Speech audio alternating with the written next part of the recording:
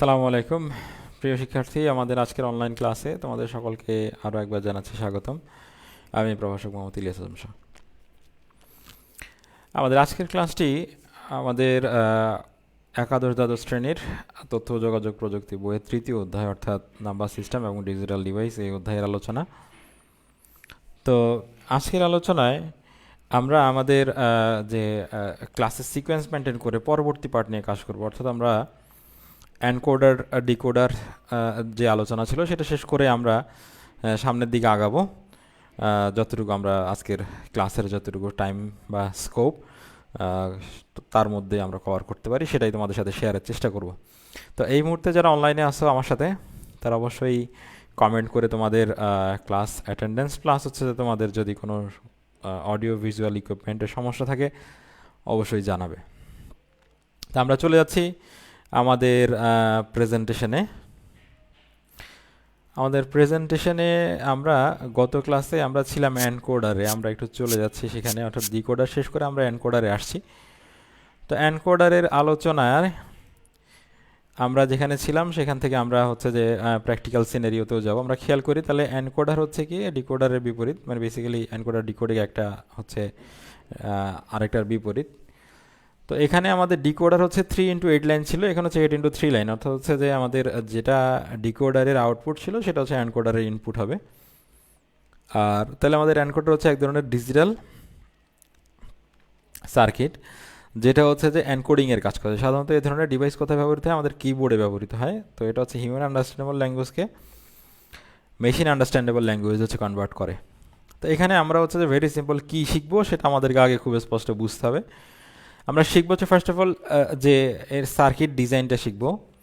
তো সার্কিট ডিজাইনের সাথে রিলেভেন্ট যেটা সেটা হচ্ছে যে আমাদের এই সার্কিট ডিজাইনের ফান্ডামেন্টাল যে ট্রুথ টেবিলটা কি, যে ইনপুট ভেরিয়েশনের জন্য প্রবাবল আউটপুটটা কী হয় সেটা হচ্ছে আমরা খেয়াল করব। আর হচ্ছে যে এই যে ট্রুথ টেবিলের যে আমাদের যে ভেরিয়েশনগুলো লক্ষ্য করবো সেটা যে ফান্ডামেন্টাল বুলিয়ান ইকুয়েশনগুলো সেটা আমাদেরকে একটু আগে দেখে নিতে হবে। তো আমরা একটু খেয়াল করি এখানের মধ্যে। এখানে আমরা দেখতে পাচ্ছি ইনপুট হচ্ছে 1 2 3 4 5 6 7 8 আর কি, মানে বেসিক্যালি 7টা মানে হচ্ছে 8টা। এখন এখানে যেভাবে দেওয়া আছে যে ইনপুট হচ্ছে 8টা, কিন্তু আমরা জানি যে বাইনারি ইনপুটের যে সিকোয়েন্সিং সেটা হচ্ছে ইনপুট যদি n হয় তাহলে এটা হচ্ছে 2n সংখ্যক হচ্ছে ইনপুট হয় আর কি, সার্কিটে তৈরি হয়। এখন আমরা এখানে আমাদের মানে ক্লিয়ার ফরম্যাটিংয়ের জন্য এইভাবে জিনিসটা দেখাইছে। আমরা যখন নাকি এই মানে সার্কিটের মধ্যে তোমাদেরকে নিয়ে যাব প্র্যাকটিক্যাল ডেমনস্ট্রেশনের জন্য, তখন তোমরা সেটা বুঝতে পারবা যে কেন কথাটা বলছি। যাই হোক, আমরা এইখানে রিলেশনটা একটু খেয়াল করি যে আচ্ছা আমরা এখানে দেখো যে আমাদের বেসিক্যালি হচ্ছে যে 3টা যদি আমাদের হচ্ছে যে আউটপুট হয় তাহলে হচ্ছে যে n ওভাবে যদি আমরা সাজাই তাহলে যেই ভেরিয়েশনটা তৈরি হবে সেটাই এখানে পাওয়া যাচ্ছে আর কি। তা আমরা একটু ইকুয়েশনটা খেয়াল করি এখানের মধ্যে। এই যে বুলিয়ান সমীকরণটা দেখা যাচ্ছে যে এখানে আউটপুট 0 মানে প্রথম আউটপুট, আউটপুট 1 মানে দ্বিতীয় আউটপুট, আউটপুট 2 মানে হচ্ছে তৃতীয় আউটপুট। এই আউটপুটের জন্য এই ইনপুটগুলো হচ্ছে এভাবে সিকোয়েন্সিং করা থাকবে, ঠিক আছে? তো সেটা হয় আমাদের এই ধরনের সার্কিট তৈরি হবে। আমরা এবার হচ্ছে যে একটু প্র্যাকটিক্যাল ডেমনস্ট্রেশনে চলে যাচ্ছি তোমাদের বোঝানোর জন্য।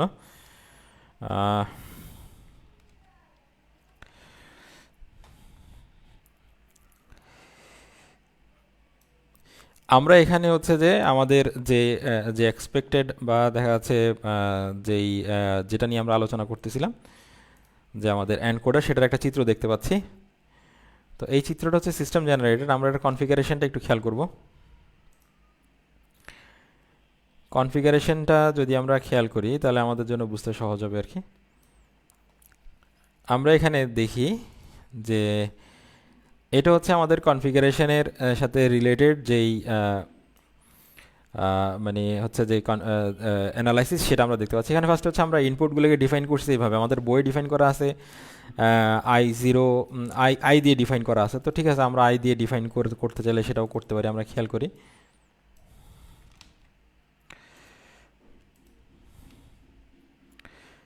আমরা টোটালটাই হচ্ছে মুছে দিচ্ছি আর কি, টোটালটাই মুছে দিচ্ছি। শুরু থেকে করব তোমাদের সুবিধার্থে। ওকে, সো এগুলো আমাদের ইনপুটগুলো, আর আউটপুট ছিল আমরা ABC3 করছি। আমরা হচ্ছে যে এখানে বইয়ের মতোই করে দিব। তাহলে আমরা ইনপুট দিতে যাচ্ছি হচ্ছে আই দিয়ে, তাহলে হচ্ছে i0 প্রথম ইনপুট, তারপর হচ্ছে i1, i2, i3, i4, i5, i6, i7। এই হচ্ছে আমাদের 8টা ইনপুট। আউটপুট আমরা হচ্ছে ও দিয়ে শুরু করছিলাম, তাহলে o0, o0, o1, o2, এই তিনটা হচ্ছে আমাদের আউটপুট। তো আমরা যদি টেবিলের মধ্যে আসি, আমরা খেয়াল করব যে যেহেতু আমরা 8টা ইনপুট দিছি, 1 2 3 4 5 6 7 8, 8টা। সো আমাদের দেখো যে ইনপুট ভেরিয়েশনটা কত, ওই যে 2^8 হয়ে গেছে, কিন্তু এই দেখছো কত বড় input variation, system generated input variation দেখছো এই জায়গাগুলো, এটা হচ্ছে ইনপুট ভেরিয়েশন। কিন্তু আমাদের বইয়ে আমরা শুধুমাত্র মানে 8টা লাইন দেখতে পাইছি, সেটা কেন আমি এক্সপ্লেন করতেছি। এখন আমাদের এখানের মধ্যে যদি আমরা করসপন্ডিং আউটপুটটা খেয়াল করি, এখানের মধ্যে দেখবো যে প্রত্যেকটা ইনপুটের জন্য এক্সপেক্টেড আউটপুট এখানে হচ্ছে যে ট্রুথ টেবিলে দেখানো হয়েছে। আমরা বেসিক্যালি একটা ট্রুথ টেবিল এখানে দেখতে পাচ্ছি। সো ট্রুথ টেবিলের বিষয়টা তোমরা ফ্রম ডেফিনেশন তোমরা জানো যে এটা হচ্ছে যে যে প্রবাবল কম্বিনেশন অফ ইনপুটের জন্য এক্সপেক্টেড আউটপুটটা হচ্ছে এখানের মধ্যে ডেমনস্ট্রেট করাটা হচ্ছে ট্রুথ টেবিলের কাজ।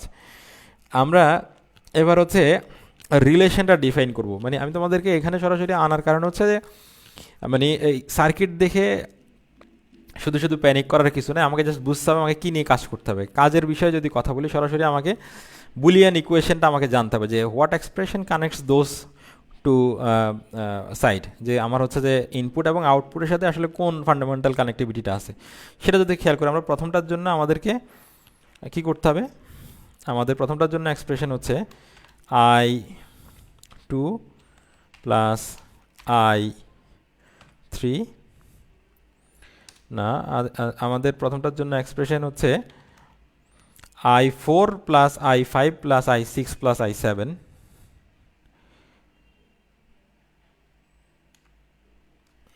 i4 plus i5 plus i6,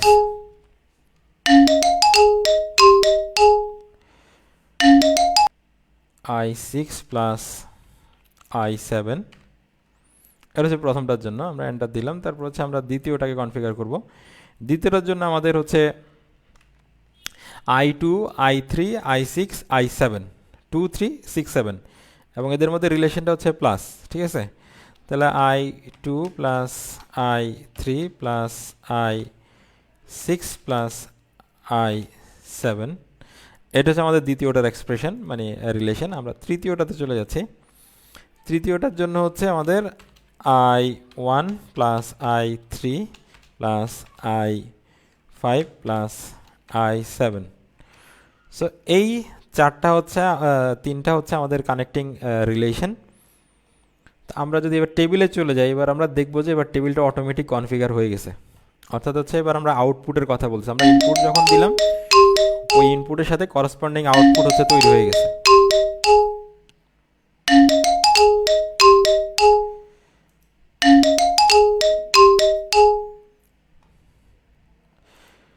তো এখন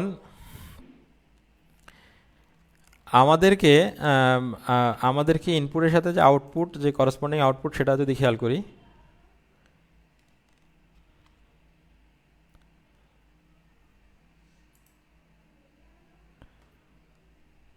এখানে এখানে টাচ করার কারণে ইয়ে হয়ে গেছে।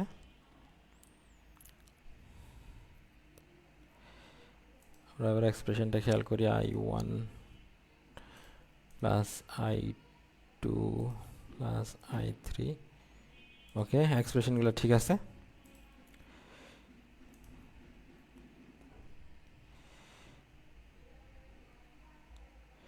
আমাদের এইখানের এক্সপ্রেশন আমরা চেক করি। আমাদের সেকেন্ডটাতে, আমাদের সেকেন্ড রোর জন্য আমাদের ভ্যালুর সম হচ্ছে দ্বিতীয়টাতে রিলেশন ছিল হচ্ছে, অর্থাৎ এইখানে দ্বিতীয়টাতে আমাদের রিলেশন হচ্ছে যে অর রিলেশন, এখানে আসছে হচ্ছে 2 3 2 3 6 7 আসছে দ্বিতীয়টাতে 2 3 6 7। তাহলে 2 3 যদি খেয়াল করি 2 3 0 0 6 7, তাহলে এখানে আসবে 1। ওকে, ফাইন। সো আমাদের এখানে যতটুকু আমরা দেখতে পাচ্ছি, সেটার আলোকে এবার যদি আমরা সার্কিটটা বিল্ড করি, তাহলে আমরা এখানে বিল্ড সার্কিটে চলে যাব। এখানের মধ্যে আমাদের নাম হচ্ছে এনকোডার।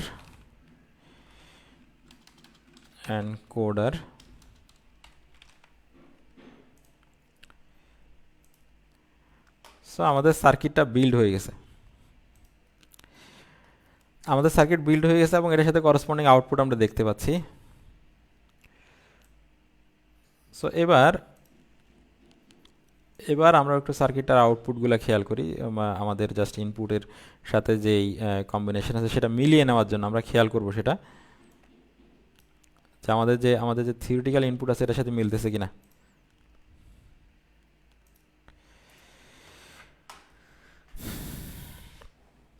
আমরা প্রথমে যদি আমাদের প্রথম ইনপুটটাকে যদি দিই, অর্থাৎ প্রথমটাকে যদি ইনপুট দিই, তাহলে আমাদের এখানে আউটপুট কিন্তু কোনোটাতে আউটপুট নাই। আমরা চিত্রটাকে একটুখানি কম মানে সিম্পল করার জন্য ট্রাই করতেছি, দেখি।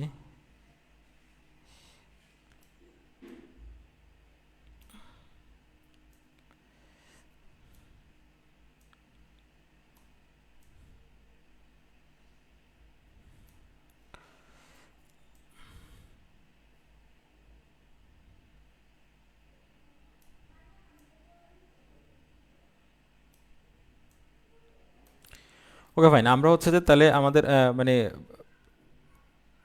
চিত্রটার সাথে যদি ভালোভাবে খেয়াল করি,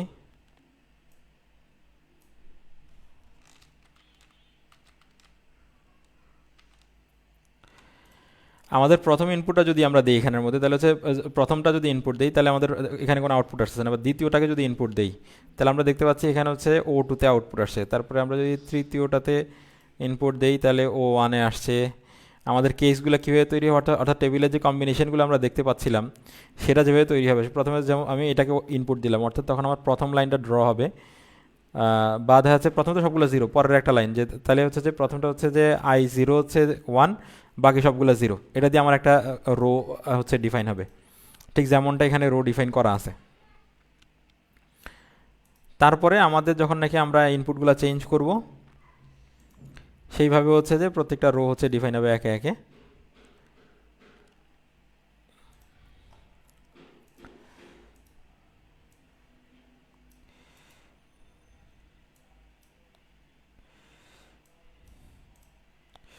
আচ্ছা, তারপরে আমরা পরের ইনপুটটা চেঞ্জ করি। আমরা যদি 1 করি তাহলে আমরা দেখতে পাচ্ছি এখানে হচ্ছে 2 আসতেছে, O2-তে আউটপুট আসছে। যদি আমরা এটা এখানে দিই তাহলে 1-এ আউটপুট আসছে, 3-তে দিলে 1 2 দুইটাতেই আউটপুট আসতেছে, অর্থাৎ দুইটাতেই 1 হচ্ছে।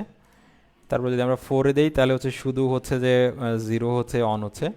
5-এ দিলে হচ্ছে 0 এবং 1 অন হচ্ছে। 6-এ দিলে হচ্ছে শুধুমাত্র 1 অন হয়েছে। 7-এ দিলে হচ্ছে 0 এবং 1 অন হয়েছে। এখন আমরা হচ্ছে এবার দুইটা করে অন করতে পারি। যদি লাস্ট দুইটাকে অন করি তাহলে হচ্ছে প্রথম তিনটাই অন হচ্ছে। তারপরে লাস্ট দুইটাকে না দিয়ে এটাকে যদি অন করি, এটাও প্রথম তিনটায় অন হচ্ছে। যদি হচ্ছে এই দুইটাকে অন করি তাহলে আউটপুট আমরা দেখতে পাচ্ছি। এভাবে করে আমাকে ডিফারেন্ট ইনপুট নিতে হবে ট্রুথ টেবিলটা আসলে ফর্ম হয়েছে সেটা দেখানোর জন্য। ঠিক আছে, এখন যেহেতু অর গেট, এইটাকে বাদ দিয়ে অন্য যে কোনো দুইটাকে নিলে এখানে আউটপুট চলে আসবে, বা দুইটাকে নিলে বোধহয় একাধিক গেট আউটপুট আসবে। হ্যাঁ, যে কোনো দুইটাকে নিলে একাধিক গেট আউটপুট আসবে। আর তারপরে যদি আমরা সবগুলাকে নেই তাহলে কেসটা খেয়াল করি যে সবগুলোকে, অর্থাৎ লাস্ট লাইনে যেটা আউটপুট তৈরি হয়, যে অবশ্যই তাহলে সবগুলো আউটপুট থাকবে। এই ছিল মোটামুটি আমাদের এনকোডার সার্কিট চিত্র এবং এটার output test according to the truth table and হচ্ছে যে রিলেটেড বুলিয়ান এক্সপ্রেশন। সো আমরা এবার হচ্ছে আমাদের আবার হচ্ছে প্রেজেন্টেশনে চলে যাচ্ছি। আমাদের আজকের ক্লাসটা একটু আমরা ডিটেল নেওয়ার চেষ্টা করব। সো আমাদের এনকোডারের ক্ষেত্রে আমরা তাহলে যেটা দেখলাম সেটা হচ্ছে যে এই ইনপুট টেবিলটা কীভাবে ফর্ম হয় সেটা আমরা খেয়াল করলাম, যে ইনপুটগুলো কীভাবে এখানে আউটপুট পাওয়া যায়। তারপরে আমরা এনকোডারের যে ডিকোডারের সাথে রিলেশন, যে খেয়াল করি যে এনকোডার হচ্ছে এমন একটি সমন্বিত বর্তনী, এখানে ইন্টিগ্রেটেড সার্কিট বলা হয়েছে। আচ্ছা, এনকোডারকে কেন ইন্টিগ্রেটেড সার্কিট বলা হয়েছে আমরা এখানে একটু দেখাই। যে সার্কিট ডিজাইন নিয়ে আমরা কাজ করতেছিলাম, এখানে কিছু বিষয় আছে, একটু অ্যাডভান্স লেভেলের আলোচনা এটা, তারপর আমরা চেষ্টা করতেছি দেখানোর জন্য। আমরা চলে যাচ্ছি আমাদের হচ্ছে আবার যে সার্কিট বোর্ড ছিল সেখানে চলে গেলাম। এখন আমরা এই যে এনকোডারটা বানাইলাম এটাকে যদি ইন্টিগ্রেটেড সার্কিটের ফর্ম দিতে চাই তাহলে খেয়াল করবো এই যে আমাদের ইন্টিগ্রেটেড সার্কিটের ফর্ম তৈরি হয়ে গেছে। আমরা দেখতে পাচ্ছি যে ইন্টিগ্রেটেড সার্কিটের যে ফর্মটা তৈরি হলো। এখানে যদি আমরা ক্লিক করি যদি, তাহলে আমরা কিন্তু দেখতে পাচ্ছি যে এটার আউটপুটগুলো কীভাবে কন্ট্রোল হচ্ছে। একটু বড় করে দিচ্ছি।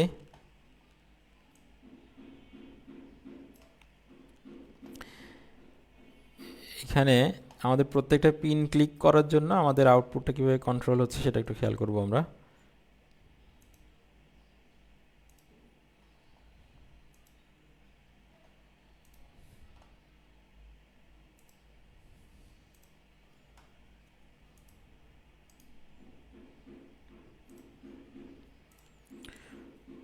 আচ্ছা, এখানে যে যে আউটপুটের যে কম্বিনেশনটা দেখা যাচ্ছে এটা তোমরা হয়তো দেখতে পাচ্ছ না, অর্থাৎ প্রত্যেকটা পিন আমাদের যে আইসি যে ইন্টিগ্রেটেড সার্কিট ফরম্যাট হয়ে গেছে এবং প্রত্যেকটা পিনের মাথায় আমাদের হচ্ছে যে কী ধরনের ইনপুট বা লজিক কাজ করছে সেটা এখানে আলাদাভাবে দেখা যাচ্ছে, এবং এটার জন্য যে রিলিভেন্ট আউটপুটগুলো এই পাশে আছে সেটারও যে লজিকগুলো এখানে দেখা যাচ্ছে। তো আমাদেরকে মানে ইন্টিগ্রেটেড সার্কিট কেন বলা হয়েছে সেটা বোঝানোর জন্য যে যে আমাদের লজিকটা আছে এটা দিয়ে আমরা কিন্তু মানে অনেকগুলা গেটের বদলে পরে একটা সিঙ্গেল গেটের মধ্যে সবগুলাকে একত্রিত করে আমরা সেটাকে বলতে পারছি ইন্টিগ্রেটেড সার্কিট বা সমন্বিত বর্তনী। ঠিক আছে, তো আমরা এটাকে আবার আগের অবস্থায় নিয়ে যাই। তো এখন আমরা আমাদের আলোচনায় ফিরতেছি আবার।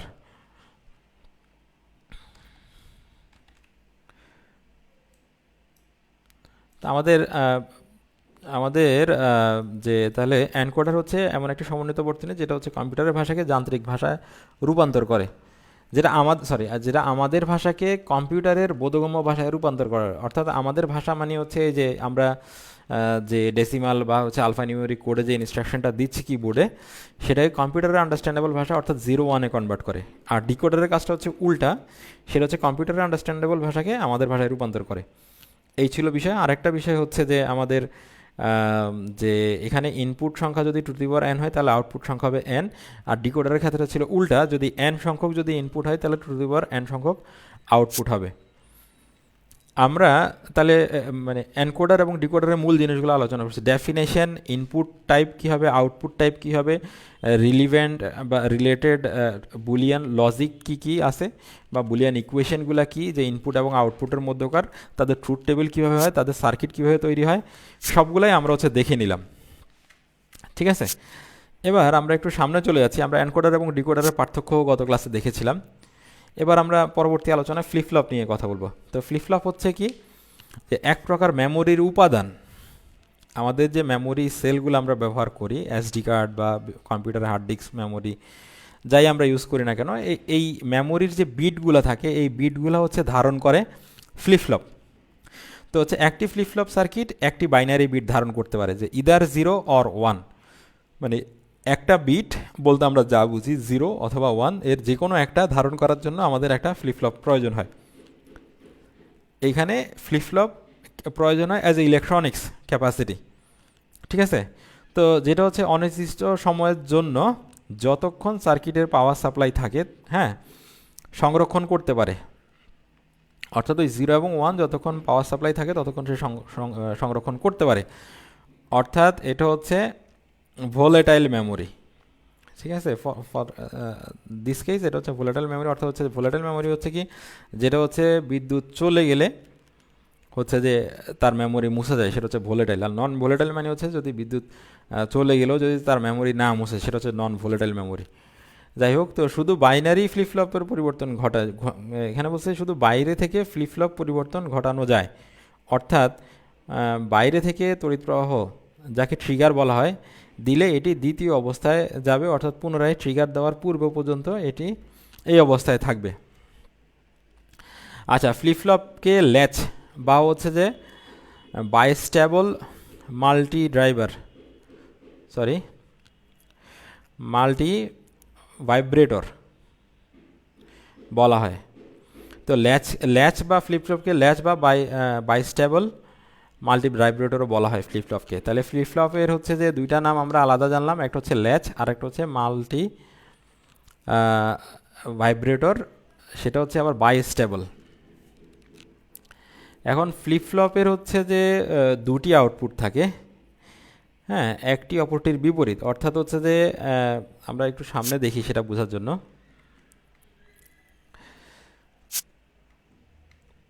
এই যে ফ্লিপ ফ্লপের কথা বলতেছিলাম যে আমাদের ফ্লিপ ফ্লপের আউটপুট থাকে হচ্ছে দুটি, একটা হচ্ছে আরেকটির বিপরীত, এটা হচ্ছে ফ্লিপ ফ্লপ। তো আমাদের হচ্ছে যে ফ্লিপ ফ্লপের এখানে এস এবং আর দুইটা হচ্ছে ইনপুট দেওয়া হয়েছে এবং আউটপুট হচ্ছে এখানে এস হচ্ছে টু দি পাওয়ার এস এবং আর যেহেতু দুইটা, তাহলে এদের ইনপুট থাকবে টু দি পাওয়ার এন, অর্থাৎ হচ্ছে চারটা। তো চারটা ইনপুট হইলে এদের আউটপুটটা হচ্ছে আমাদের এইখানে দেখা যাচ্ছে। তা আমাদের যদি উভয় জিরো হয় তাহলে হচ্ছে আউটপুট হচ্ছে অনিশ্চিত, আর উভয় যদি ওয়ান হয় তাহলে হচ্ছে অপরিবর্তনীয় আউটপুট। তাহলে এটার হচ্ছে যে আউটপুট শুধুমাত্র দুইটা, সেটা হচ্ছে ওয়ান এবং হচ্ছে জিরো। তো ওয়ান কখন হয়, যখন জিরো থেকে ওয়ানে হয় তখন ওয়ান হয়, আর জিরো থেকে ওয়ান থেকে জিরো হইলে হচ্ছে জিরো। এটা আসলে অ্যাসাইনমেন্ট অপারেটরের মতো, যে আমি জিরো ছিল ফিনিশিং স্টেজে, আমার যদি ওয়ান থাকে তাহলে আমার ওয়ানই সেভ হইলো। অনেকটা ক্যালকুলেটরের মতো যদি চিন্তা করি যে জিরো আছে, তো জিরো প্লাস ওয়ান যদি লিখি তাহলে ওয়ান হবে। কারণ কোনো কারণে ওয়ান থেকে যদি আবার মানে মানে যা আছে সেটা থেকে যদি আবার মাইনাস করি, অর্থাৎ ফাইনাল স্ট্যাটাসটা যদি এটা দিয়ে ডিফাইন করতে চাই, তাহলে আমরা দেখবো যে এইটাই এখানের মধ্যে হচ্ছে এফেক্ট আসতেছে আর কি। আমরা এখানে ইকুইভ্যালেন্ট আলোচনায় একটু আসি। তো ফ্লিপ ফ্লপ সাধারণত হচ্ছে চার প্রকার, একটা হচ্ছে এস আর হচ্ছে ডি, জে কে এবং টি ফ্লিপ ফ্লপ। তো এস আর ফ্লিপ ফ্লপ হচ্ছে যে সবচেয়ে সরলতম ফ্লিপ ফ্লপ, যেটা আমরা বলি যে সেট রিসেট ফ্লিপ ফ্লপ।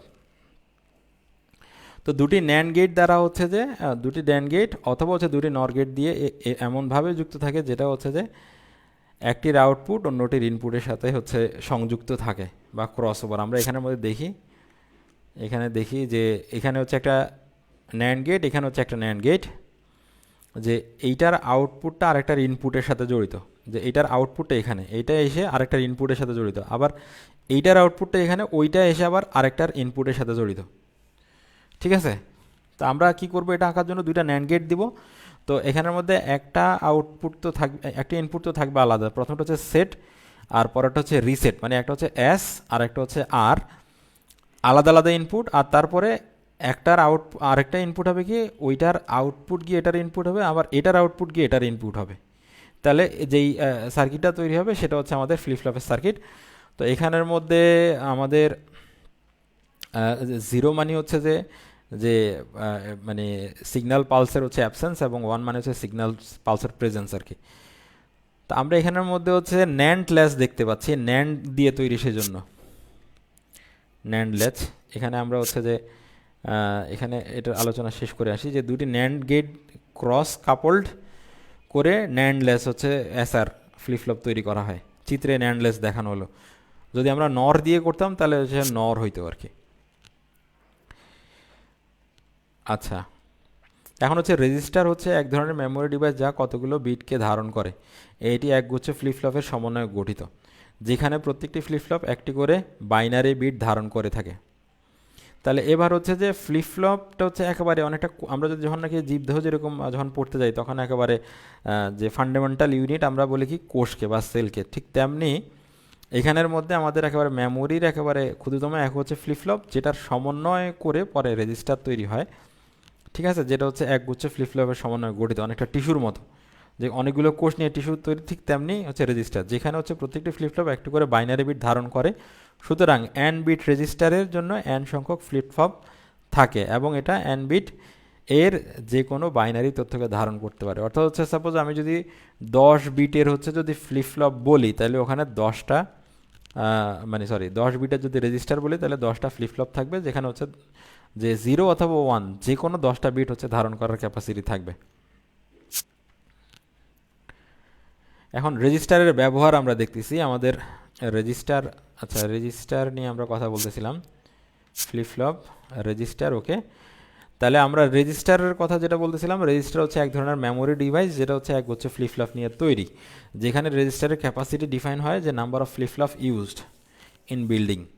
ঠিক আছে, এখন রেজিস্টারের ব্যবহার, এক নম্বর হচ্ছে রেজিস্টার হলো প্রথম মেমোরি ডিভাইস যা সিপিইউ এর অভ্যন্তরে থাকে। তাহলে আমাদের সিপিইউ অর্থাৎ সেন্ট্রাল প্রসেসিং ইউনিট, এর ভিতরে হচ্ছে রেজিস্টার থাকে, এতে র্যামের মতো যতক্ষণ সার্কিটে পাওয়ার থাকে ততক্ষণ অস্থায়ীভাবে ডেটা সঞ্চিত থাকে।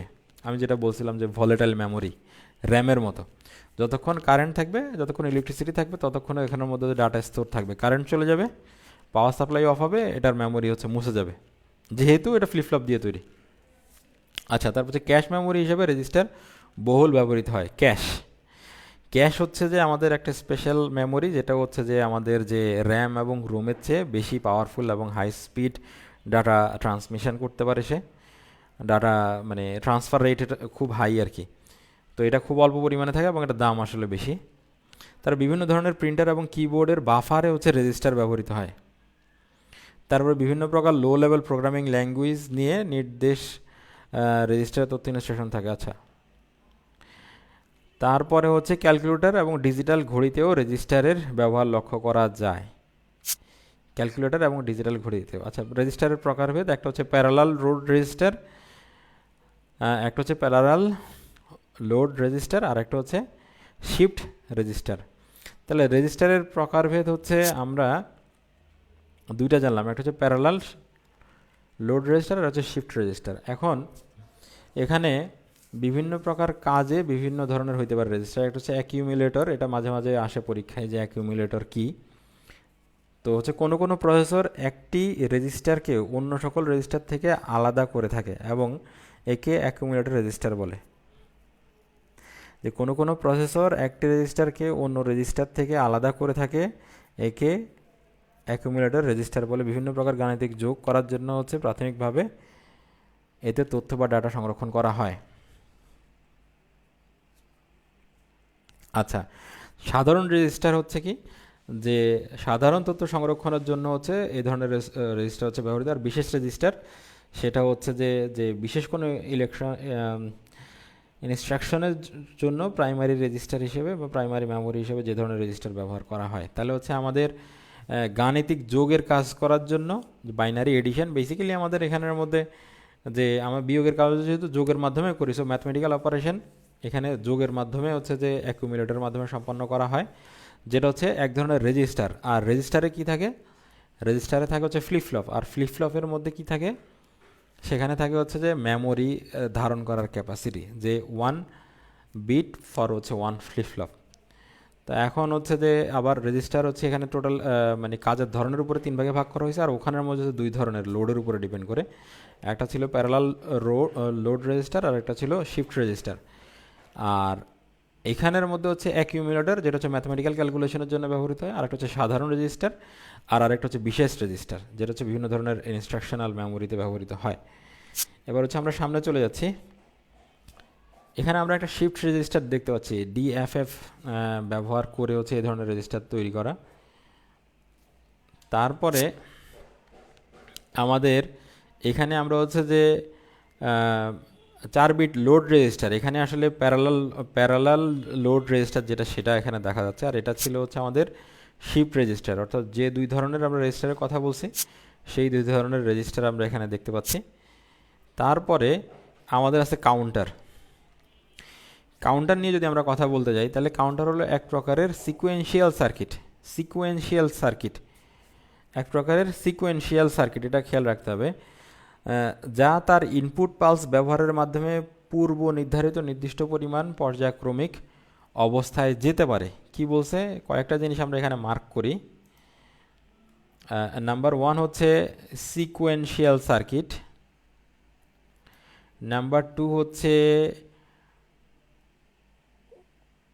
পর্যায়ক্রমিক অবস্থা। আচ্ছা, তারপর হচ্ছে ইনপুট পালস ব্যবহার করে। ঠিক আছে, তাহলে আমরা এই জিনিস, এই তিনটা ওয়ার্ডকে যদি মার্ক করি, তাহলে হচ্ছে যে সিকোয়েন্সিয়াল সার্কিট বিভিন্ন ধরনের ইনপুট পালস ব্যবহার করে যে পূর্ব নির্ধারিত নির্দিষ্ট পরিমাণ পর্যায়ক্রমিক অবস্থায় যেতে পারে। পূর্ব নির্ধারিত, এটাকে আমরা আন্ডারলাইন করতে পারি। 4টা ওয়ার্ডকে যদি আন্ডারলাইন করি তাহলে হচ্ছে আমরা ডেফিনিশন পেয়ে যাচ্ছি। তাহলে যে সিকোয়েন্সিয়াল সার্কিট তার বিভিন্ন ধরনের ইনপুট পালস এর মাধ্যমে পূর্ব নির্ধারিত নির্দিষ্ট পরিমাণ পর্যায়ক্রমিক অবস্থায় যেতে পারে, সেটাকে আমরা বলতেছি হচ্ছে কাউন্টার। তা আমরা সেটা দেখাবো কিভাবে হচ্ছে পূর্ব নির্ধারিত বিভিন্ন অবস্থায় যায়। এটা অনেকটা ঘড়ির মতো যদি চিন্তা করি, স্টপ ওয়াচ বা এরকম কাউন্টডাউন টাইমার, তাহলে সুবিধা হবে বেশি আর কি। এখন আমরা খেয়াল করি এখানের মধ্যে যে আমরা 000 মানে 0, তারপর 111 মানে হচ্ছে এটা। আমরা এই পাশ থেকে দেখি, এই দিক থেকে শুরু হয়েছে এটা, এই যে এইভাবে করে সার্কুলেশনটা ঘুরে আবার পূর্ব নির্ধারিত আবার আগের অবস্থায় আসছে, এই কারণে আমরা এটাকে ঘড়ির মতো বলতেছিলাম। দেখাচ্ছি তাহলে এটা হচ্ছে 1, এটা হচ্ছে 2, এটা হচ্ছে 3, এটা হচ্ছে 4, এটা হচ্ছে 5, 6, 7, 0। সো আমরা এখানে যেটা দেখতে পাচ্ছি সেটা হচ্ছে যে আমাদের 3 bit binary counter state, 3 bit binary counter state, 3 বিটের হচ্ছে সবগুলোকে যদি অন করি তাহলে হবে 7, আবার হচ্ছে 0 অবস্থায় আসবে। অর্থাৎ এটা কাউন্ট শুরু হবে এরকম, প্রথমে 0, 1, 2, 3, 4, 5, 6, 7, 0। আমাদের ঘড়ির কাঁটায় কি হয়, আমাদের ঘড়ির কাঁটা হয় 7-এর পরে 8, 9, 0 হয়, ডেসিমালের জন্য 8, 9, 0। এখন 3 বিটের এটা হচ্ছে আমাদের ম্যাক্সিমাম 8টা পর্যন্ত কাউন্ট করতে পারবে। তো সেটার জন্য আমাদের আসলে 8 হবে না, সেটা হবে 7-এর পরে 0।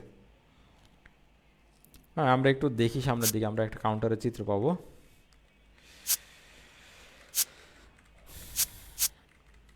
এই হচ্ছে এটা কথা যদি আমরা চিন্তা করি যে কাউন্টার, এইটার কথা যদি আমরা চিন্তা করি তাহলে আমাদের প্রথমে কি হবে 0, তারপর হচ্ছে 1, তারপরে হবে 2, তারপরে হবে 3, তারপরে হবে 4, হ্যাঁ, তারপরে হবে 5, লেজার দিয়ে দেখি আমরা। সো 5, তারপর হবে হচ্ছে 6, তারপর হবে 7, তারপর হবে 8, তারপর হবে 9, তারপর হবে 0, ঠিক না? এইভাবে করে সবগুলো চেঞ্জ হবে। সো আমাদের এইখানে হচ্ছে কাউন্টারগুলো হচ্ছে এইভাবে ইউজ হয় আর কি, প্রত্যেকটার জন্য আলাদা আলাদা। এই যে আমাদের এখানে একটা কন্ট্রোলার, এখানে একটা, এইগুলো হচ্ছে যে আমাদের আউটপুটটাই কন্ট্রোল করে। আমরা এখানে একটু যাচ্ছি কাউন্টারের আরও ডিটেল আলোচনায়। আচ্ছা, সো কাউন্টার ইনপুট পালসকে বলা হয়ে থাকে যে যে নিয়মিত ক্লক পালস বা হচ্ছে অনিয়মিত ক্লক পালস হতে পারে আর কি। এটা নিয়মিত হতে পারে, অনিয়মিত হতে পারে। তো একটি বিট বাইনারি কাউন্টার হচ্ছে 0 থেকে n-1 পর্যন্ত হয়। অর্থাৎ আমাদের যদি আমরা এখানে বললাম 3, তাহলে 3 হলে n ইকুয়াল 3 টু মানে হচ্ছে যে যদি আমরা n ইকুয়াল টু 3 বসাই তাহলে n ইকুয়াল টু হচ্ছে 3 ইকুয়াল টু হচ্ছে 8, তাহলে 8-1 ইকুয়াল টু 7। যদি আমাদের 3 বিটের হয় তাহলে হচ্ছে আমাদের 8 হয় টোটাল ভ্যালু, কিন্তু হচ্ছে আমাদের 7 ঘর পর্যন্ত যাবে, তারপরে ফাইনাল ঘরে এসে 0 হবে, যেটা আমরা এখানে দেখলাম। এখানে যদি আমরা 4 দেই তাহলে হচ্ছে 16-1 তাহলে হবে 15, তাহলে আমাদের হেক্সাডেসিমালের মতো হয়ে যাচ্ছে। তো এইভাবে হচ্ছে এটা হয়, অর্থাৎ মানে n-1 এইভাবে হচ্ছে যেটা মানে পর্যায়ক্রমিকভাবে তৈরি হয় আর কি। তো এখানে হচ্ছে যে এখানে n সংখ্যক ফ্লিপফ্লপ দ্বারা হচ্ছে গঠন করা হয়। এখানেও n সংখ্যক ফ্লিপফ্লপ, এখানে n খেয়াল করি একটু যে আমরা এখানের মধ্যে একটু আগে বলছিলাম যে n সংখ্যক ফ্লিপফ্লপ, তো একটা ফ্লিপফ্লপ হচ্ছে একটা বিট বহন করতে পারে। সো যদি এবার আমরা এখানে তাকাই, এখানে যদি একটা ফ্লিপফ্লপ আমরা ব্যবহার করি তাহলে এখানে 0 অথবা 1 রাখলাম, ঠিক আছে? তাহলে 1 বিট, এখানে যদি একটা হয় তাহলে 2 বিট, এখানে যদি একটা হয় এখানে 3 বিট, এখানে যদি একটা হয় 4 বিট, তাহলে এটা হচ্ছে আমাদের 4 বিটের একটা কাউন্টার, ঠিক আছে? যদি আমরা 0-1 দিয়ে চিন্তা করি আর কি। তো ওখানের মধ্যে 7টা স্টেট হচ্ছে যে আমাদের যেভাবে আমরা ওখানে ডিফাইন করবো সেভাবেই কাজ করবে আর কি। এখানে বিট হচ্ছে 4টা। আমরা একটু টাইমটা দেখে নেই কতক্ষণ হয়েছে, খুব বেশি সময় যদি হয়ে যায় আমাদের ক্লাস ক্লোজ করতে হবে। আচ্ছা, 33 মিনিট। আমরা আজকের ক্লাসটি এখানে শেষ করছি। আমরা পরবর্তী ক্লাসে বাকি আলোচনায় মাধ্যমে আমাদের চ্যাপ্টারের যদি কোনো বিশেষ কোশ্চেন থাকে সেটাও নেওয়ার চেষ্টা করব। এতক্ষণ সাথে থাকার জন্য সকলকে জানাচ্ছি ধন্যবাদ। পরবর্তী ক্লাসে আবার দেখা হবে। আল্লাহ হাফেজ।